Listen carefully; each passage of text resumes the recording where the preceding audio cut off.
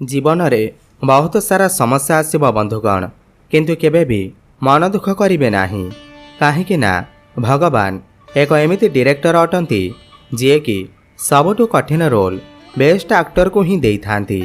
नमस्कार बंधुगण, आपण मानंकु आमर एही चैनल को स्वागत। आज एही ज्योतिष कार्यक्रम समस्त विचाराशीर व्यक्तिविशेष मानक पाई बहुत ही अधिक गुरुत्वपूर्ण रही अछि। आपणकर जदि विचाराशी हुई थाए तेबे एही भिडियोटी को थरे मात्र शेष पर्यंत देखंतु। आपणकर व्यस्तबहुल समय मध्यरु 10 मिनिट समय आपण निज पाई दियंतु एवं निजर भविष्यत विषय रे जानंतु। काहेकि ना आज एही भिडियो रे आमे आलोचना करिबा कि देवता मानकर गुरु देवगुरु बृहस्पतिंकर राशि परिवर्तन हेबाकु जाउअछि। एक महान परिवर्तन हेबाकु जाउअछि। राशिचक्र रे एक बड़ परिवर्तन हेब। देवता मानकर गुरु देवगुरु बृहस्पति पूरा 12 वर्ष परे तांकर उच्च राशि को चलन करने को जाउछंती। 2 जून 2026 को देवगुरु बृहस्पति मिथुन राशि को छाड़ी तांकर उच्च राशि कर्कट राशि को चलन करिवे एवं सेठारे 31 अक्टोबर 2026 पर्यंत रहिबे। तो बृहस्पतिंकर एही महापरिवर्तन आपण मानकर जीवन रे कौन सब बड़ प्रभाव पकेइबा पाई जाउअछि। काहेकि ना ग्रह मानक भितरे देवगुरु बृहस्पति को सबुठारो अधिक शुभ ग्रह बोली माना जाइथाए। बृहस्पति को भाग्यर कारक ग्रह, संतानर कारक ग्रह, धन एवं विद्यार कारक ग्रह माना जाइथाए। तो बृहस्पति उच्च राशि को चलन कले आपण को उच्च फल प्रदान करिथांती। तेबे आसंतु जानिबा एही 2 जून 2026 ठारू आपण मानकर जीवन रे कौन सब बड़ परिवर्तन हेबाकु जाउअछि। एही कार्यक्रम आपणकर जन्म राशि चंद्र राशि उपर आधारित। आपणकर जदि मिच्छा राशि हुई थाए, आपणकर जदि भी मिच्छा लग्न हुई थाए, एही भिडियोटी को आपण देखि परिबे। तेबे आसंतु विस्तार भाବରେ आलोचना करिबा। एहा पूर्वरु भिडियोटी को लाइक करी कमेंट बॉक्स रे जय जगन्नाथ, जय मां लक्ष्मी अवश्य लिखि दियंतु।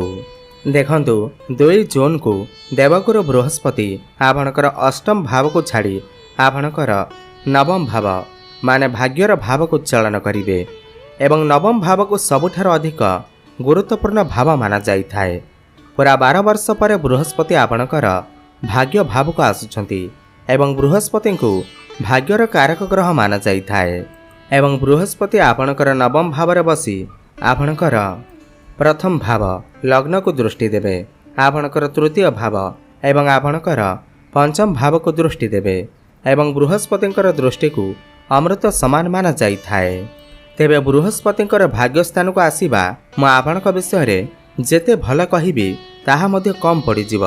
काहेकि ना पूरा 12 वर्ष पर गुरु भाग्य भाव को आसी आपणकर भाग्य को मजबूत बनैबे एवं आपणक राशि पाई बृहस्पति आपणकर पंचम भाव माने लक्ष्मी भावर अधिपति होई करी नवम भावरे गोचर करिवे, जहाँकि आपणक पाई अत्यंत शुभ अटे।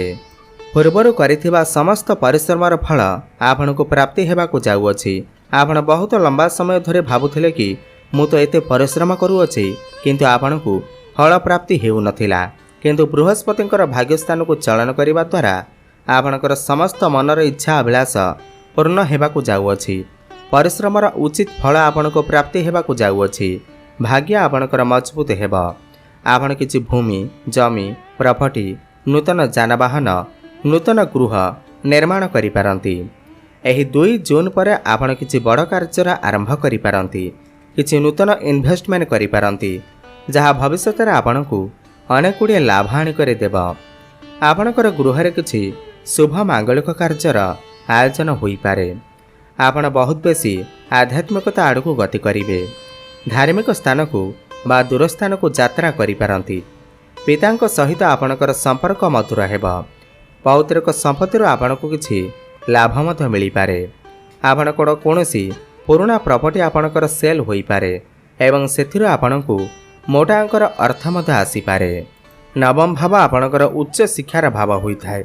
आपण जदि किछि उच्च शिक्षा करबा को चाहुथिले, पाठ पढ़िबा पाई बाहर को जेबाकु चाहुथिले, नूतन स्थान रे एडमिशन नेबाकु चाहुथिले, तो आपणकर सही इच्छा मध्य पूर्ण हेब ଆପଣଙ୍କ ପାଇଁ ସମୟ ବହୁତ ହିଁ ଅଧିକ ଭଲ ରହିଅଛି।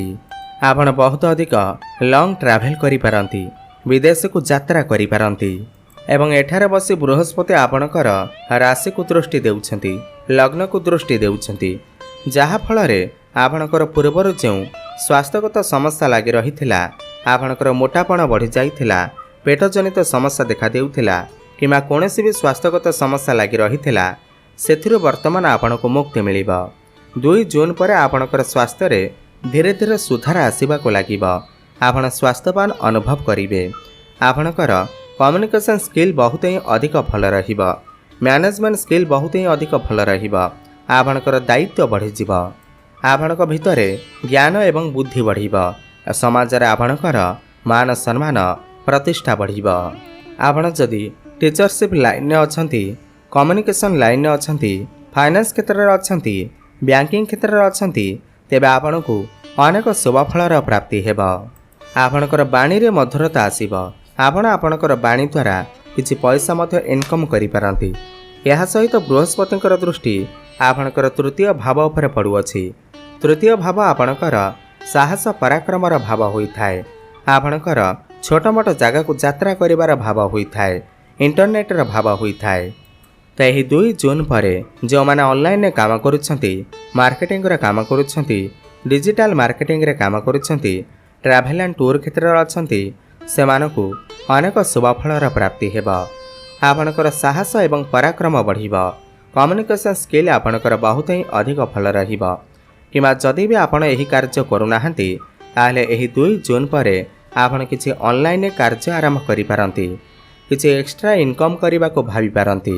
ଆପଣଙ୍କର ଫାଇନାନ୍ସିଆଲ ଗ୍ରୋଥ୍ ହୋଇପାରେ। ଆକସ୍ମିକ ଧନ ମଧ୍ୟ ଆପଣଙ୍କୁ ପ୍ରାପ୍ତି ହୋଇପାରେ। ବିଭିନ୍ନ ଦିଗରୁ ଆପଣଙ୍କ ପାଖକୁ ଅର୍ଥର ଆଗମନ ହୋଇପାରେ। ଆପଣ ବହୁତ ଅଧିକ ଛୋଟ ମୋଟ ଜାଗାକୁ ମଧ୍ୟ ଯାତ୍ରା କରିପାରନ୍ତି। ଏହା ସହିତ ବୃହସ୍ପତିଙ୍କର ଦୃଷ୍ଟି ସବୁଠାରୁ ଗୁରୁତ୍ୱପୂର୍ଣ୍ଣ ଭାବ ଆପଣଙ୍କର ପଞ୍ଚମ ଭାବ ଉପରେ ପଡ଼ୁଅଛି, ଲକ୍ଷ୍ମୀର ଭାବ ଉପରେ ପଡ଼ୁଅଛି, ଯାହାଦ୍ୱାରା ଶିକ୍ଷାର୍ଥୀମାନେ ସେମାନଙ୍କର ପାଠପଢ଼ାରେ କିଛି ବଡ଼ କରିବାକୁ ଚେଷ୍ଟା କରିବେ ଏବଂ ସେଥିରେ ମଧ୍ୟ ସଫଳତା ପ୍ରାପ୍ତି କରିବେ, ଉଚ୍ଚଶିକ୍ଷା କରିପାରନ୍ତି।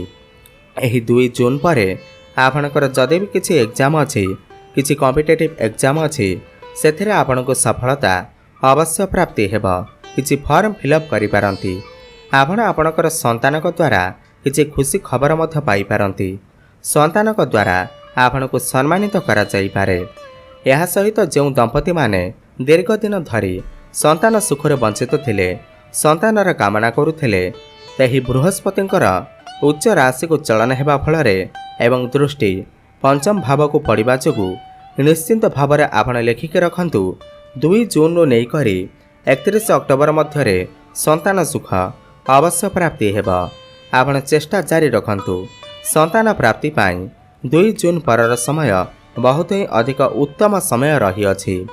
ଏହା ସହିତ ପ୍ରେମ ଜୀବନରେ ପୂର୍ବରୁ ଯଦି କିଛି ସମସ୍ୟା ଲାଗି ରହିଥିଲା, କିଛି ମନ ମନାନ୍ତର ଚାଲୁଥିଲା, ତ ପ୍ରେମ ଜୀବନରେ ଲାଗି ରହିଥିବା ସମସ୍ତ ସମସ୍ୟାରୁ ଆପଣଙ୍କୁ ମୁକ୍ତି ମିଳିବ।